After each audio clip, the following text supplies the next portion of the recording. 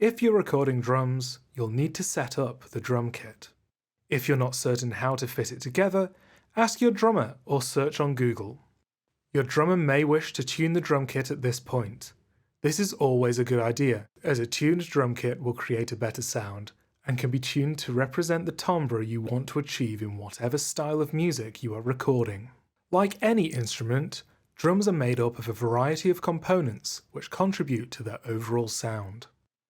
The first part of a drum is the shell. This is often laminated wood, but can also be plastic or metal. At the top of the drum, we place a batter head, the name given to the drum skin which is hit by the drummer.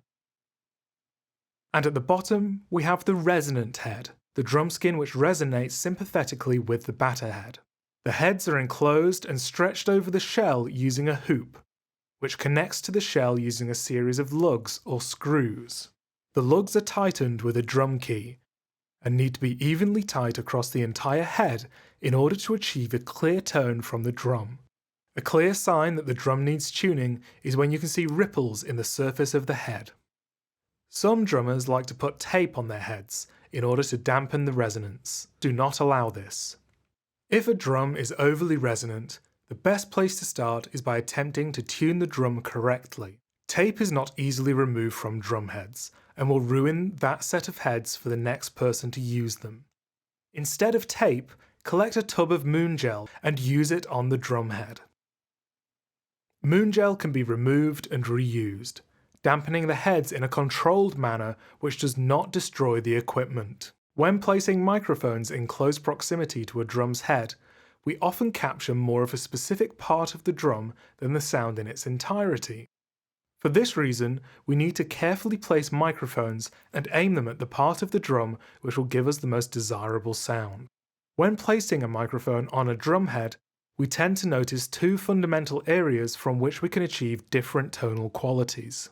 Part of the challenge of drum recording is balancing the microphone placement on these areas of the drum so that the tone is appropriate to the song we are recording. As a general rule, the body and weight of the drum can be found in the center portion of the drum head.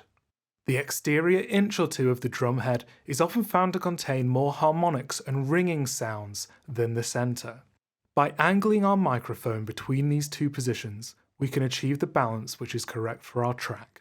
The kick drum is the largest and deepest drum in the drum set. There are two major characteristics to its sound: the low-end thud and the click of the beater hitting the head. When looking for a kick sound, it is often useful to decide what balance of these sounds you want from your recording. This will affect your microphone selection and placement. Typically, recordings in acoustic music, jazz, and folk will have more of the thump from the low end, whereas metal, dance, and even pop might favour a clickier kick sound. If in doubt, it's often a good idea to try to capture good recordings of both of these sounds, even if it means using multiple microphones so that you have more mixing options later in the process. There are many microphones that you can use to record the kick drum. In this video, we will cover 3 different microphones with different tonal characteristics. However, there are many microphones and techniques which could do this job equally well. When recording your drums, you should experiment with the full range of microphones available to you. The first microphone we will look at is the AKG D112. This is a classic kick drum microphone which can also be used for bass guitar caps. It is based on one of the most successful microphones of all time, the AKG D12, the first cardioid dynamic microphone in the world, and one made popular through recordings of drums in the 60s, 70s, and 80s. It has a really balanced sound and is good for recording all playing styles. The second microphone we will look at is the Audix D6. This microphone is designed specifically for kick drums, and as such has EQ peaks in the frequency ranges associated with the thud and the click of the kick drum. Finally, we will look at the Electro Voice RE27. This microphone is very similar in design to the RE20 and was designed as a vocal microphone for use in radio studios. It also makes a great natural sounding kick drum microphone. It is particularly suited to jazz recordings or recordings using a kick drum which does not have a microphone port. There are three main positions on the kick drum that we use for microphone placement. The first of these is on the outside of the resonant head of the kick drum. One of the issues with using this position is that you capture considerably more of the rest of the drum kit with the kick drum microphone. However, it produces a rounded sound which works well on softer recordings. Another potential issue with this position is that reflections from the floor of the studio might be captured by the microphone. For this reason, it is recommended to position the microphone in the top hemisphere of the kick drum's resonant head.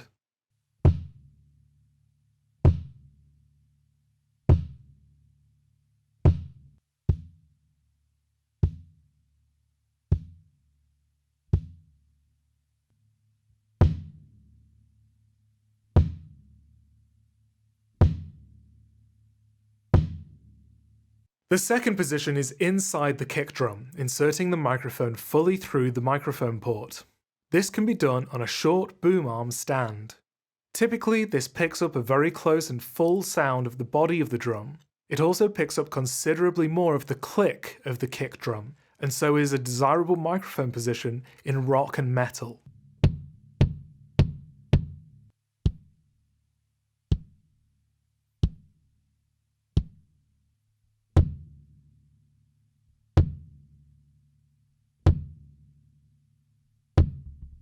The final position is probably the most commonly used. In this position, the microphone is placed half in the microphone port. Small adjustments of the microphone in this position will radically alter the tonal quality of the recording. This is usually considered the most balanced position to use when placing a microphone on the kick drum.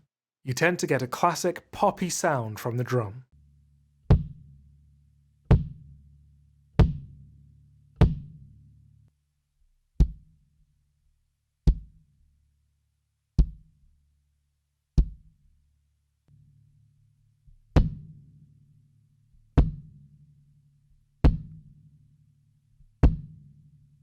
The snare drum is one of the key sounds on the drum kit.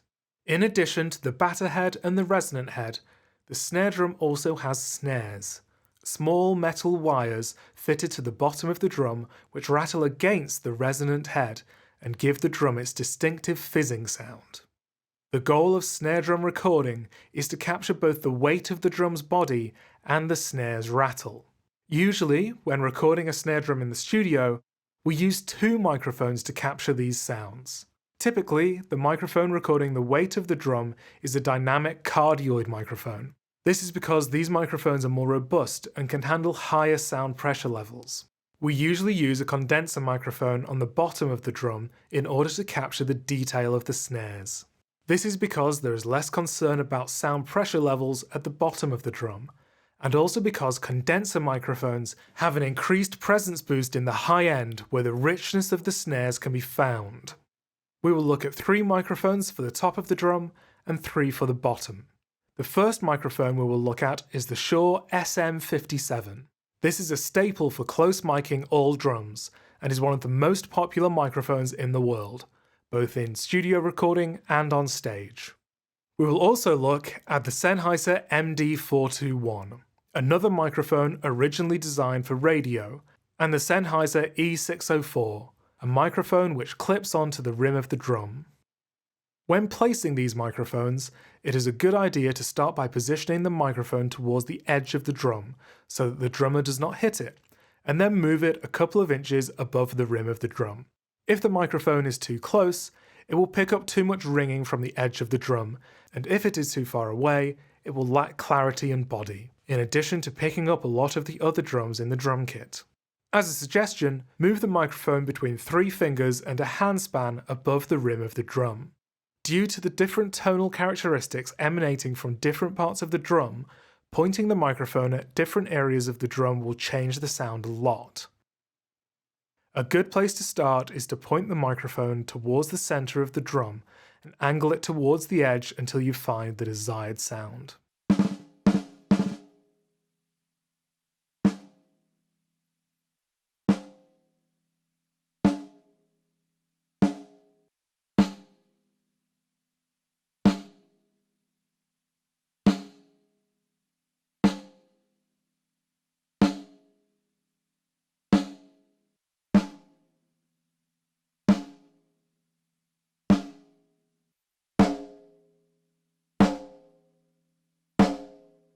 capture the snares and the bottom of the drum, we will look at three condenser microphones: the DPA 4011, the Rode NT5, and the AKG C414.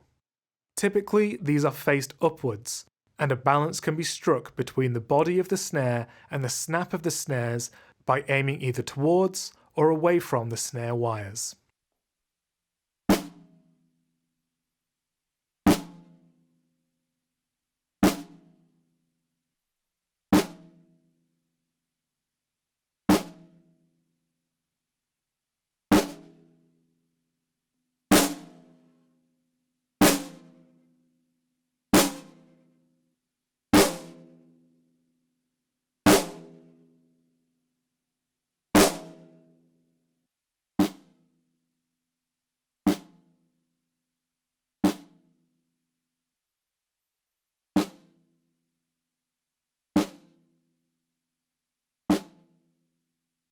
One of the things you may have noticed is that we now have a microphone pointing at the top skin of the snare drum and another pointing at the bottom. That means that we have two microphones on the same instrument, and those microphones are effectively facing each other. This causes a potential problem for our drum recording. When the drum is hit, we get negative pressure at the batter head as the skin moves down.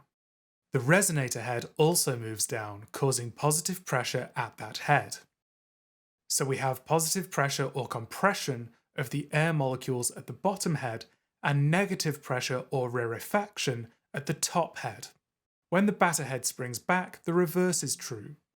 Assuming our microphones are an equal distance away from both drum heads, each microphone will record waves with roughly opposite phase orientations, as we can see on the waveforms at the right.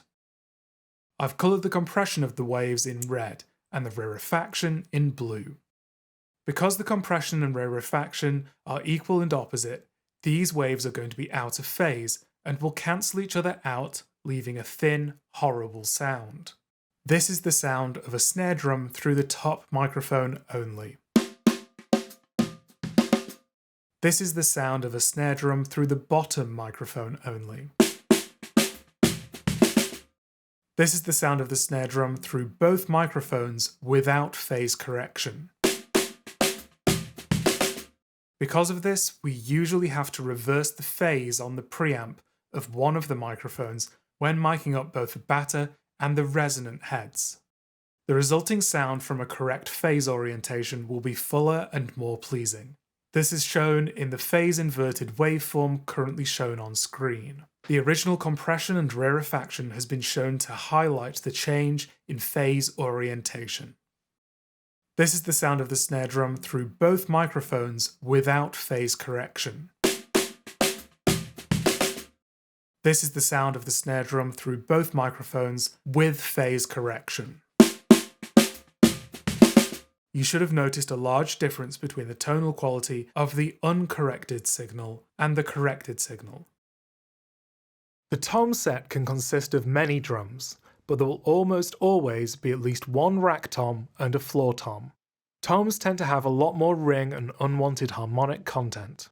They tend to be played infrequently, which means that toms can be heavily edited to remove any ambient noise from the recordings.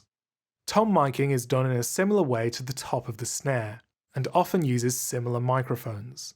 In this example, we will use the Shure SM57, a Sennheiser MD421, and an AKG C414, which is a condenser microphone with a very useful pad function, which turns down the microphone and stops it from clipping in loud applications such as this. We will place the microphones in a similar position to the snare mics, above the rim of the drum and pointing inwards.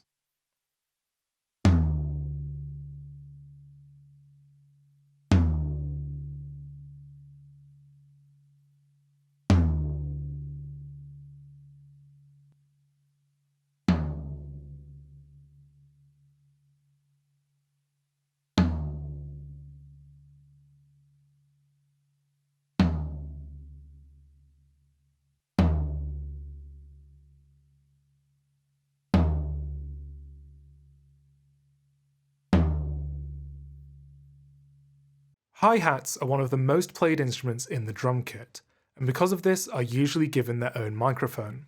Typically, a condenser microphone is used to record this instrument. In this example, we will record the hi-hats with a DPA 4011, a Neumann TLM 102, and a Rode NT5. All of these microphones are cardioid condensers. The hi-hat is usually mic'd from the top to gain more attack from the drumstick as it hits. However, with larger setups where the cymbals might be covered by other parts of the drum kit, we might mic from the bottom. One important thing to note is that the cymbals should never be mic'd from the side. The foot pedal of this instrument causes the cymbals to open and close, meaning that air is forcefully puffed out between the cymbals. In addition to sounding terrible, a sustained amount of this will damage the microphones.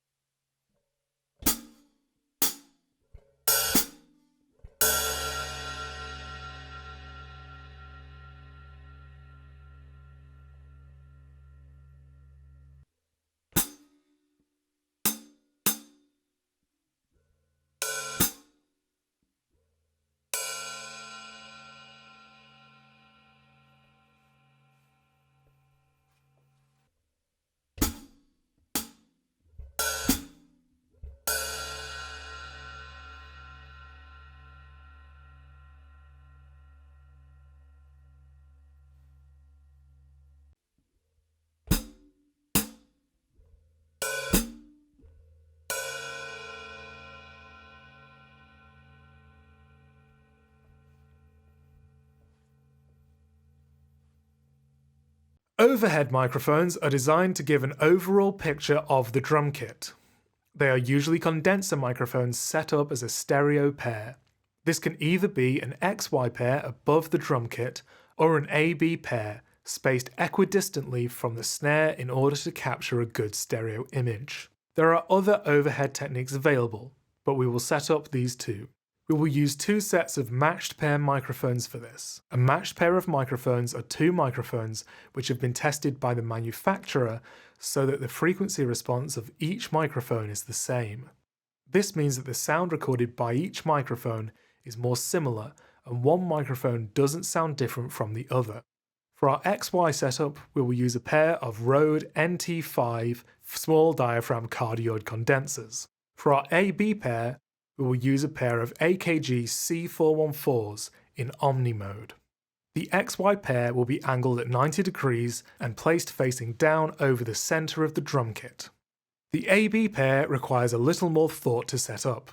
The best way to do this is to imagine a line through the drum kit, with a snare drum at the centre of this line.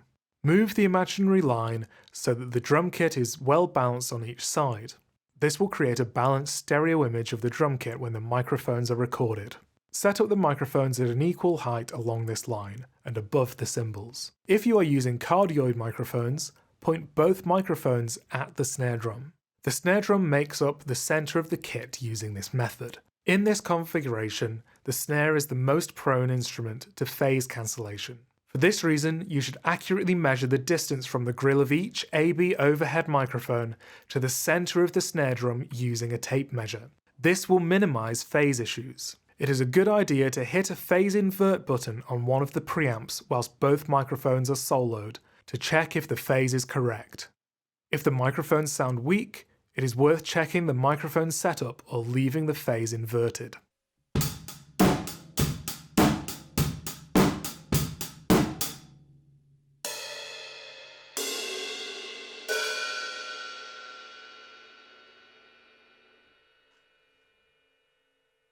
The final microphone setup that we sometimes use for drum kits is a room microphone. This can be a single microphone, positioned so that there is a balance between the sound of the room and the drum kit, or a stereo pair, positioned in the same way. A good stereo technique to use for this is a Blumlein pair. Let's set up a Blumlein pair using two Royer R121 ribbon microphones Note that these microphones are ribbon microphones and so should not have phantom power applied to them.